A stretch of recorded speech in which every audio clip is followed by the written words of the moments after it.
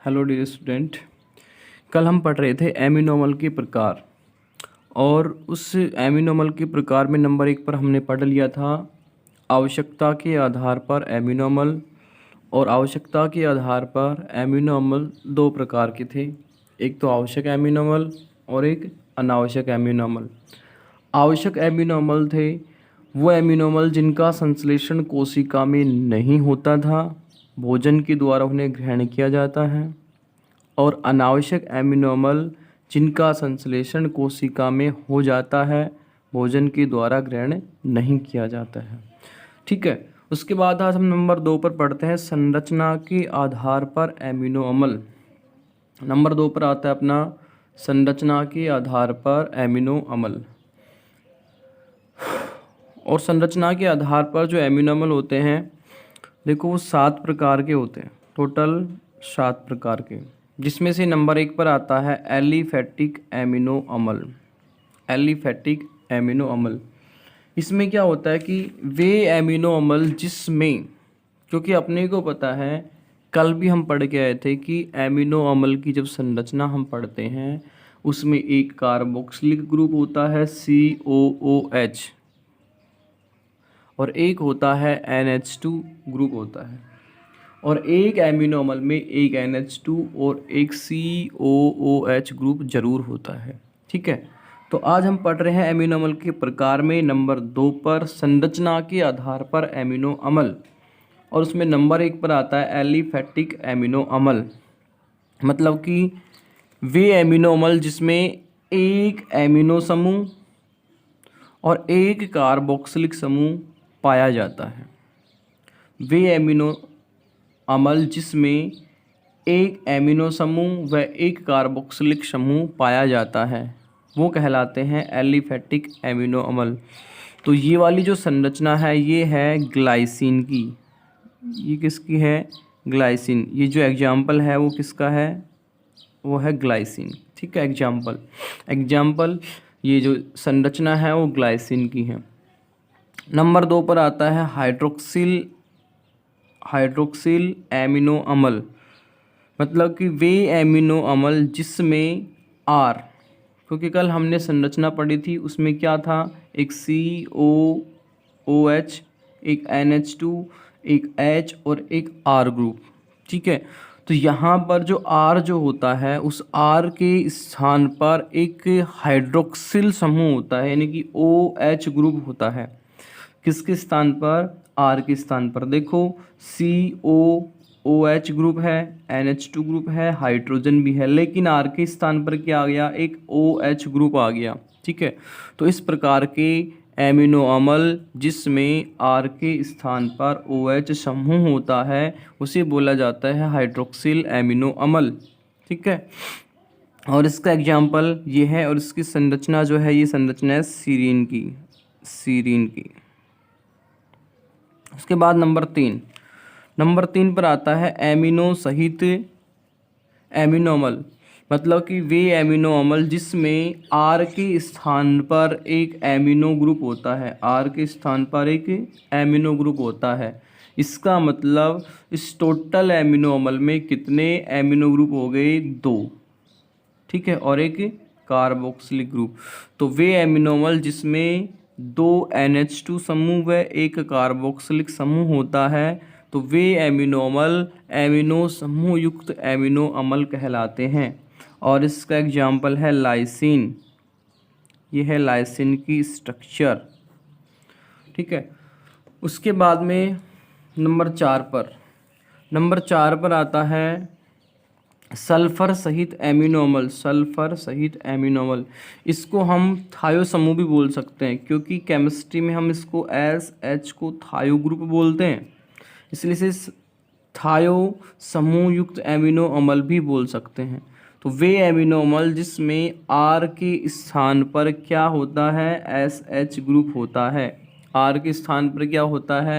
SH group होता है। और ये संरचना है सिस्टाइन की, सिस्टाइन। ठीक है भैया। उसके बाद नेक्स्ट नंबर 5 पर आता है एमाइड सहित युक्त एमिनो समूह। मतलब कि वे एमिनो अम्ल जिसमें आर के स्थान पर एक C double bond O NH2 group होता है, C double bond O NH2 group होता है, तो वो क्या कहलाते हैं? एमाइड सहित एमिनो अम्ल। और ये स्ट्रक्चर है वही एस्पार्जिन की, एस्पार्जिन। ठीक है। उसके बाद नेक्स्ट एरोमेटिक एमिनो अम्ल, वे एमिनो अम्ल जिसमें आर समूह के स्थान पर कोई एक ही एरोमेटिक समूह पाया जाता है, कोई भी एक एरोमेटिक समूह। देखो वही NH2 है, एक COOH है, हाइड्रोजन है, लेकिन आर के स्थान पर क्या आ गया? एक एरोमेटिक समूह आ गया, तो उसे बोला जाता है एरोमेटिक एमिनो अम्ल। एग्जाम्पल है इसका टायरोसिन, जो संरचना है वो किसकी है? टायरोसिन की।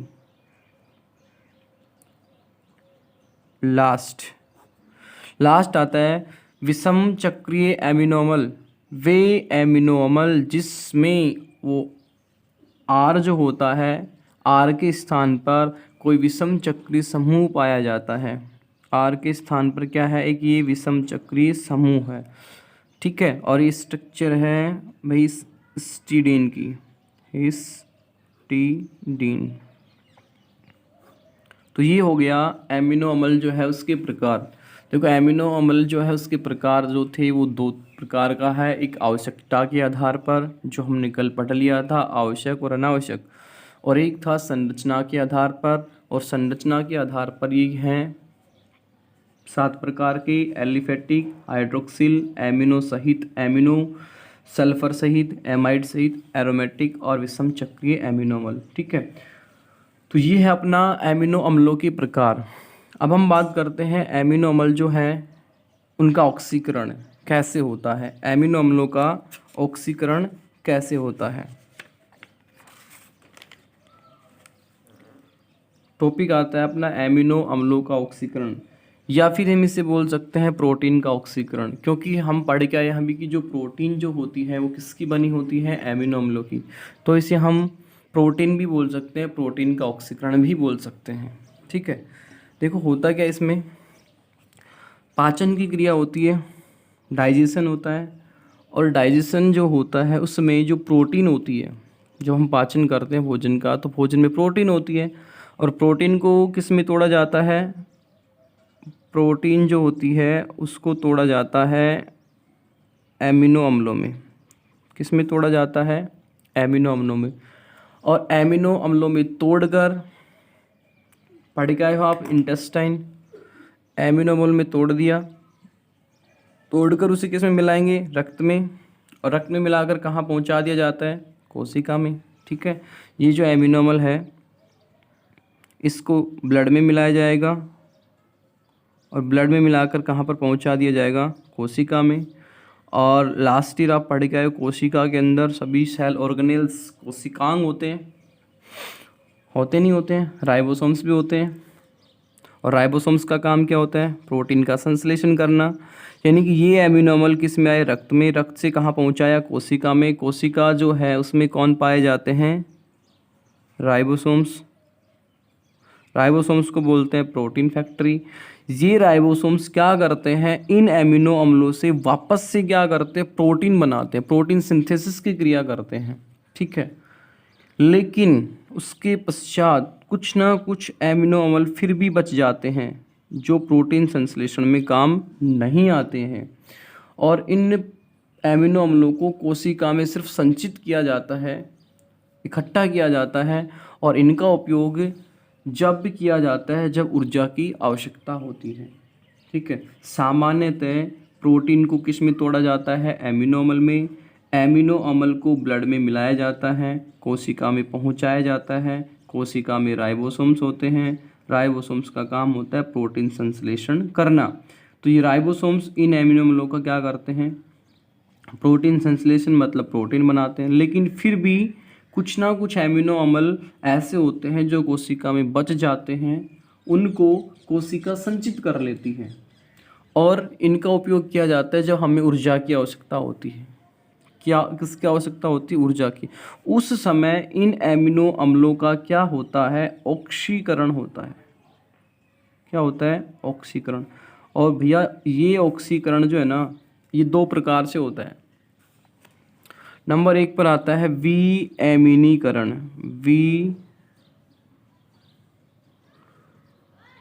विएमिनीकरण। और नंबर दो पर आता है विकार्बोक्सिलीकरण, विकार्बोक्सिलीकरण। ठीक है, तो हम नंबर एक पर बात कर लेते हैं विएमिनीकरण की। नंबर एक पर कैसे होता है देखो, विएमिनीकरण या इसे फिर अएमिनीकरण भी बोलते हैं। ठीक है, नंबर एक पर विएमिनीकरण।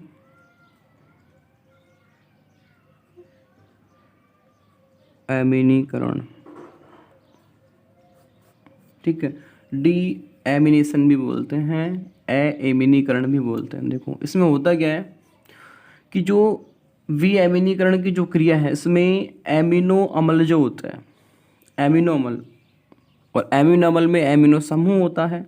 ठीक है, उस एमिनो समूह का मतलब कि वहाँ से उसको हटाया जाता है, उस एमिनो अम्ल को वहाँ से क्या किया जाता है? हटाया जाता है।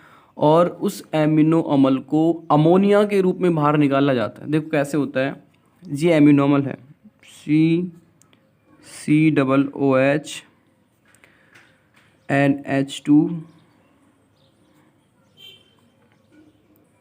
R और H, ये एक एमिनो अम्ल की संरचना है। ठीक है, इसमें ये जो एमिनो समूह होता है, इसको यहाँ से हटाया जाता है और इसको यहाँ से अमोनिया के रूप में प्रतिस्थापित किया जाता है। अमोनिया के रूप में क्या किया जाता है? हटाया जाता है। और इसको हटाने के लिए ऑक्सीजन की आवश्यकता पड़ती है। ऑक्सीजन का ये लो O2। ठीक है, इसकी क्या पड़ती है? एनर्जी, सॉरी आवश्यकता पड़ती है। और क्या बनेगा? ये बनेगा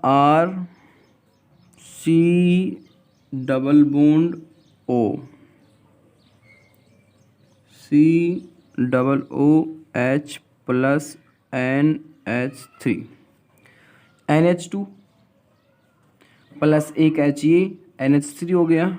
ठीक है, उसके बाद में ये R, COO,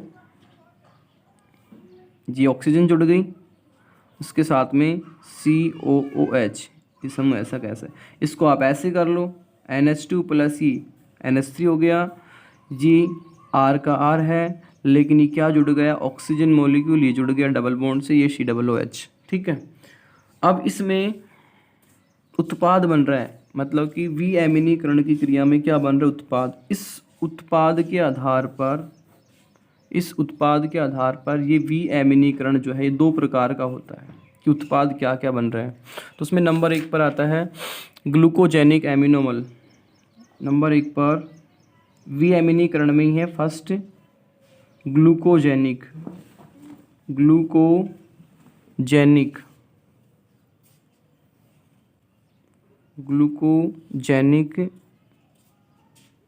एमिनो अम्ल। क्या होता है इसका मतलब? ये ग्लूकोजेनिक एमिनो अम्ल का मतलब कि उत्पाद के रूप में ग्लूकोज बनेगी, मतलब कि उत्पाद के रूप में क्या बनेगा? ग्लूकोज जैसा कोई उत्पाद बनेगा। देखो इसमें ग्लूकोजेनिक एमिनो अम्ल में क्या होता है कि इस प्रकार के विएमिनीकरण की क्रिया में ग्लूकोजेनिक एमिनो अम्ल का निर्माण होता है। देखो ये कार्बन के साथ में COOH और ये NH2 और ये H, R के स्थान पर ये CH3 जोड़ दिया हमने, CH3। ठीक है, वही ऑक्सीजन जोड़ेगी। अब यहाँ से हमें क्या बनाना है? ग्लूकोजेनिक, यानी कि ग्लूकोज के जैसा उत्पाद बनाना है।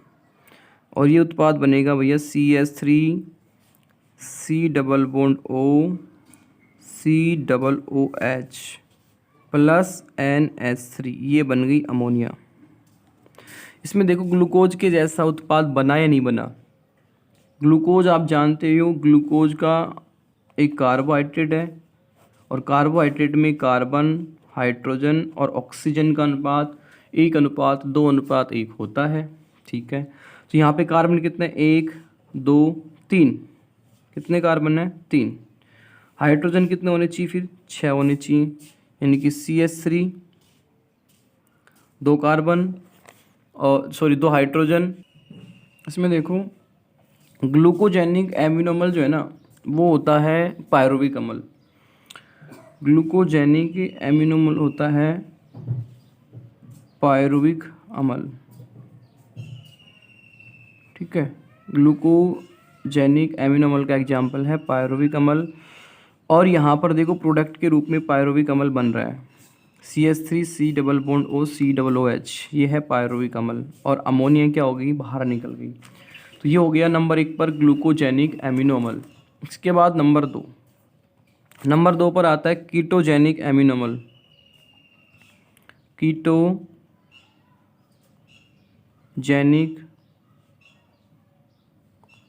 एमिनो अम्ल,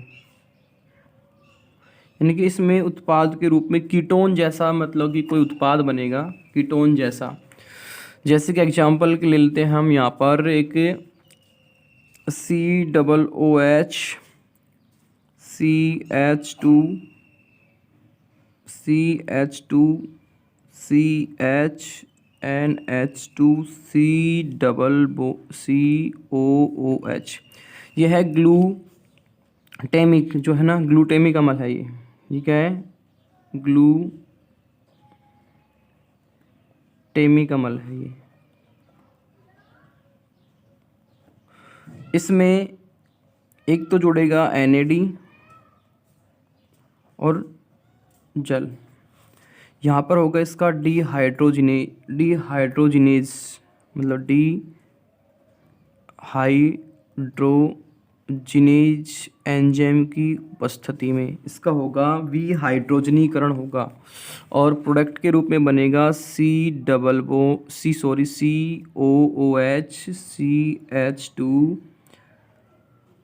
CH2 C double bond O और COOH, वही अमोनिया बनेगी प्लस NAD है, NAD उसके साथ में एक दो हाइड्रोजन और जुड़ जाएंगे, ये बनेगा NADH2 बन जाएगा। ठीक है, यानी कि ये NAD, इस NAD के साथ ये 2 हाइड्रोजन जुड़ गए और ये क्या हो गया यहाँ पर अमोनिया, यानी कि यहाँ पर एक NH2 था और यहाँ से क्या निकल जाएगा, एक हाइड्रोजन और ऑक्सीजन कहाँ पर जुड़ जाएगा, यहाँ पर जुड़ जाएगा इसके साथ में। ठीक है, तो यहाँ पर क्या बन रहा है, अल्फा कीटो ग्लूटेरिक अम्ल बन रहा है लास्ट में, अल्फा कीटो ग्लूटेरिक अम्ल, यानी कि यहाँ पर एक कीटोन जैसा प्रोडक्ट बन रहा है, कीटोन के जैसा क्या बन रहा है प्रोडक्ट, इसलिए इसे बोला जाता है कीटोजेनिक एमिनो अम्ल। ठीक है, उसके बाद में एक छोटा सा पॉइंट इसमें और है, एमिनांतरण। एमिनांतरण क्या होता है, एमिनांतरण ये भी एक विएमिनीकरण का ही क्या है, एक हिस्सा है, एक भाग है। इसमें क्या होता है, एमिनांतरण में एमिनो समूह का पृथक्करण एक ऐसे यौगिक से होता है, यानी कि ट्रांसफ़र होता है, एक यौगिक ट्रांसफ़र होता है और दूसरा जुड़ता है इसमें एमिनांतरण में, यानी कि वापस से देखना एक बार, इसका एक एग्जाम्पल है कि वही ग्लूटेमिक अम्ल, यानी कि COOH CH2 CHNH2 COOH। ठीक है, इसके साथ में पायरुविक अम्ल को जोड़ना है। पायरुविक अम्ल का formula CH3 C double bond O C double OH, यानी कि यहाँ पे ट्रांसफ़र हो रहा है। ट्रांसफ़र होने के बाद क्या बन रहा है, COOH CH2 C double bond O COOH, ये वापस से क्या बन रहा है, ग्लूटेरिक अम्ल बन रहा है, अल्फा कीटो ग्लूटेरिक अम्ल बन रहा है, प्लस के साथ में क्या बनेगा, CH3 CHNH2 और COOH, ठीक है, ये बनेगा। यानी कि यहाँ पर एमिनांतरण की क्रिया हो रही है जिसमें एमिनो समूह का पृथक्करण एक यौगिक से दूसरे यौगिक में होता है, अर्थात एमिनांतरण भी किसका मतलब कि हिस्सा है, जो मतलब कि विएमिनीकरण जो है ना उसी का ही क्या है, एक हिस्सा है। अब यहाँ पर एक दूसरा पॉइंट आता है इसका, विकार्बोक्सिलीकरण। विकार्बोक्सिलीकरण जो है इसका मतलब कि नंबर 2 पर विकार्बोक्सिलीकरण, इसका मतलब कि इस प्रकार की क्रिया में एमिनो अम्ल से कार्बन के रूप में CO2 जो है वो बाहर निकलती है, CO2 बाहर निकलती है, यानी कि वही एमिनो अम्ल COOH NH2HR, यहाँ पर कार्बन के रूप में क्या निकल रही है, CO2 बाहर निकल रही, क्या निकल रही बाहर, CO2 बाहर निकल रही है। तो क्या बनेगा प्रोडक्ट, ये बनेगा RCHNH2 प्लस CO2, ये बन गया एमीन। एमिनो अम्ल से क्या बन गया, एमिनो अम्ल से एमीन बन गया, यानी कि इसका क्या हो गया, विकार्बोक्सिलीकरण हो गया। तो ये एमिनो अम्ल जो कोशिका में संचित होते हैं इनका उपयोग किया जाता है, इनका ऑक्सीकरण होता है और इनका उपयोग एनर्जी के रूप में किया जाता है। सामान्यतः एमिनो अम्ल का उपयोग किया जाता है प्रोटीन संश्लेषण में, लेकिन फिर भी कुछ ना कुछ एमिनो अम्ल बच जाते हैं जिनका उपयोग किसमें किया जाता है, एनर्जी के रूप में।